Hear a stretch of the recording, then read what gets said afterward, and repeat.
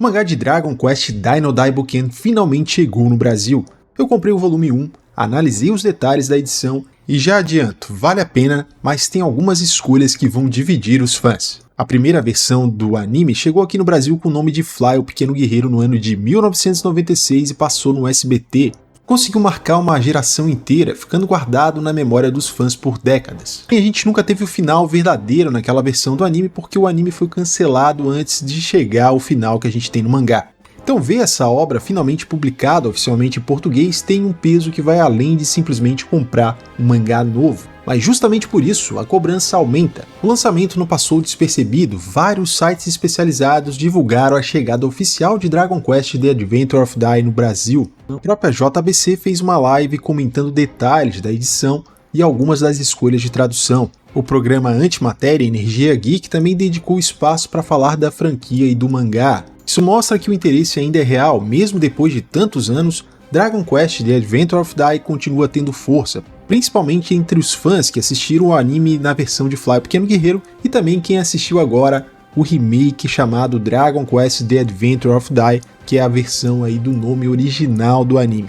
E sabe o que torna esse lançamento ainda mais interessante? A franquia não tá parada, nem aqui, nem lá. No Japão, os canais Saikyo Jump e V-Jump divulgaram vídeos relacionados ao mangá do Avan, mostrando a ligação entre seus discípulos com páginas focadas no passado do personagem. Avan é uma das figuras mais importantes de Dragon Quest The Adventure of Dai.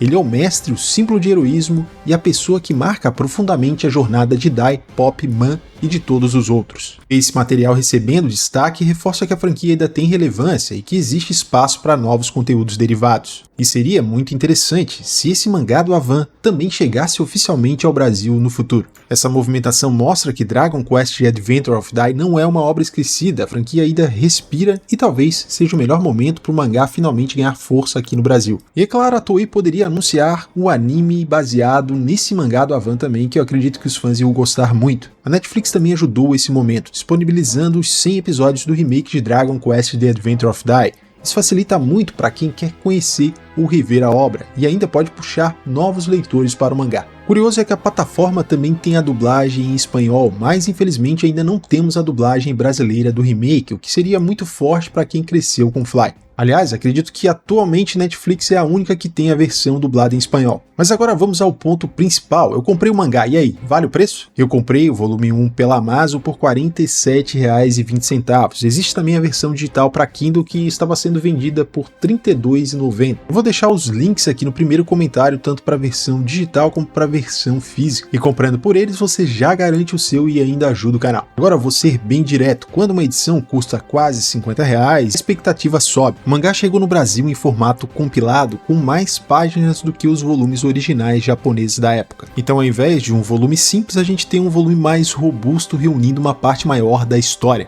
A edição também tem algumas páginas coloridas, o que combina com esse formato mais caprichado, diferente da edição comum que não tem as páginas coloridas. Aqui eu preciso ser justo, é muito bom ter esse mangá oficialmente em mãos no Brasil.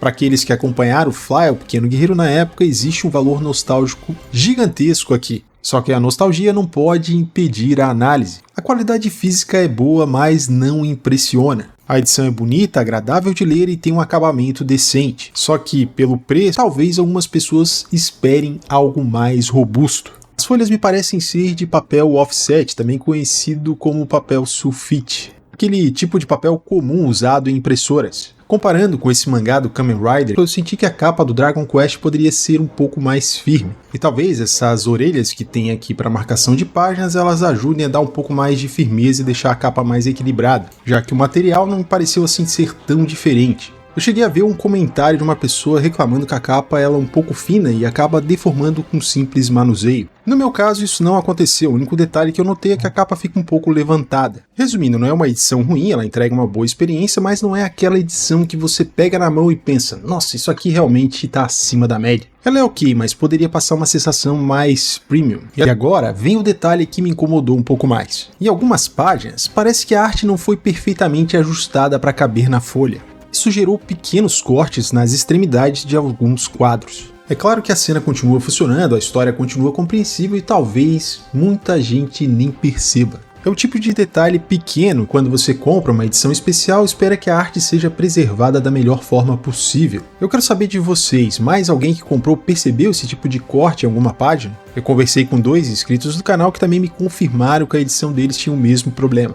Então comenta aqui embaixo, pode ser algo pontual, mas seria importante a editora prestar atenção nos próximos volumes. Então espero que levem isso como uma crítica construtiva. A tradução foi feita por Nagisa Kushihara e no geral eu achei uma boa tradução. Ela tem um mérito importante, a edição reconhece referências da versão clássica do anime que passou no Brasil.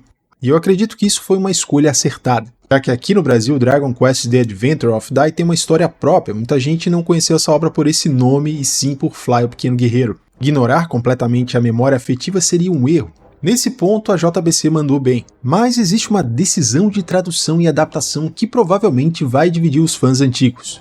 Os nomes dos feitiços foram mantidos no padrão da versão em inglês, assim como aconteceu nas legendas do remake do anime. Até tivemos uma adaptação ou outra para o português, mas acabaram seguindo a adaptação da versão em inglês. O que eu suponho, pelo que eu vi da live da JBC, isso parece ter uma relação com a padronização definida pelos detentores dos direitos no Japão para edições globais, seguindo o padrão usado nos jogos de Dragon Quest no ocidente. Então não parece ser uma escolha isolada da edição brasileira. Mas como um fã que assistiu Fly, o Pequeno Guerreiro, eu preciso dizer que eu preferia que tivessem mantido referências mais claras aos nomes japoneses. Grande parte dos nomes dos feitiços de Dragon Quest são baseadas em onomatopeias japonesas. Na versão ocidental, esses nomes foram adaptados para uma lógica em inglês. E aí, para nossa versão em português ficou um tanto estranho. A gente tem um tipo de magia traduzido, mas o nome específico segue o padrão americano e não japonês que muitos fãs conheciam no anime clássico ou do áudio original. Um exemplo é o Megante, que aparece como Mevoi.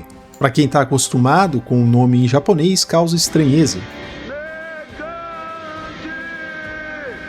Isso já acontecia no remake, quem assistia legendado ouvia uma coisa em japonês e lia outra completamente diferente na legenda.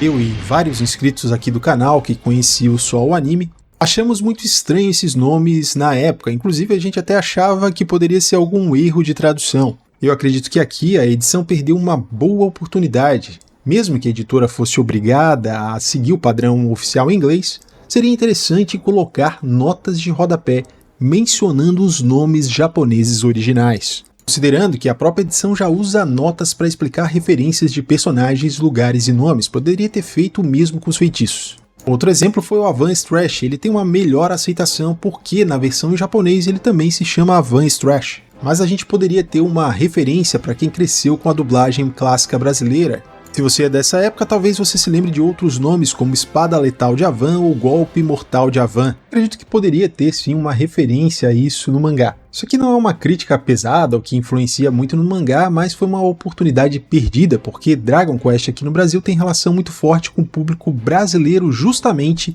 por causa da versão clássica. Parte dessa nostalgia vive nos nomes e nos termos que ficaram na memória. Uma coisa que eu também estranhei foram alguns diálogos e informações que ficaram em inglês na parte relacionada ao Avan.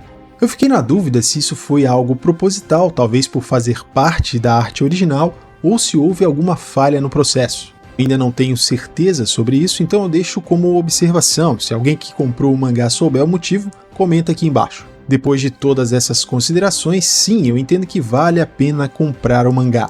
Principalmente se você é fã da obra, se cresceu assistindo Fly, o Pequeno Guerreiro, ou se conheceu o Dai pelo remake e quer ter a história em formato físico. A leitura do mangá é fácil, rápida e envolvente, você começa a ler e passa rápido o tempo. Confesso que inicialmente eu demorei um pouco para começar a ler achando que ia demorar muito, porque é um volume de mais de 300 páginas. Mas assim que eu comecei a ler, eu não consegui mais parar de ler e consegui ler tudo de uma vez só. E demorou muito menos tempo do que eu imaginava que iria demorar. Isso porque a história é muito boa, com aquele clima de aventura clássica, heroísmo, humor, emoção e amizade que faz o Dragon Quest ser tão querido até hoje. Mas como você pode perceber nesse vídeo aqui, a edição não é uma edição perfeita. Pelo preço cobrado, ela entrega um produto honesto, mas poderia ser melhor em alguns pontos. Tal como a capa talvez ser um pouco mais firme, a diagramação deveria evitar cortes nas cenas, as notas poderiam explicar melhor os nomes japoneses dos feitiços, especialmente para os fãs que vêm da versão clássica. Mesmo assim, o saldo é positivo, é muito bom ver Dragon Quest The Adventure of Dai sendo publicado oficialmente no Brasil.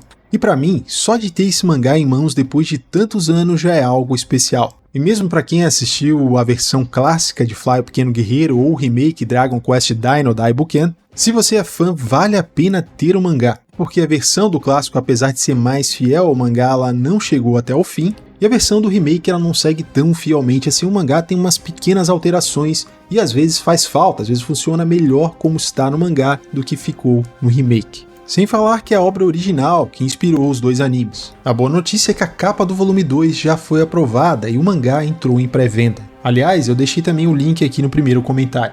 Fica então a torcida para que a coleção siga até o final e que os próximos volumes venham com alguns ajustes nos pontos que eu mencionei nesse vídeo. Porque, afinal de contas, Dragon Quest Dino Daibuken merece uma edição à altura da importância que essa obra tem para os fãs. E você, comprou o mangá de Dragon Quest The Adventure of Dai? Você acha que os nomes dos feitiços deveriam ter referência aos nomes japoneses ou prefere o padrão oficial dos jogos no ocidente? Comenta aqui embaixo o que você achou do mangá, o que você pensa sobre isso. Valeu e até o próximo vídeo.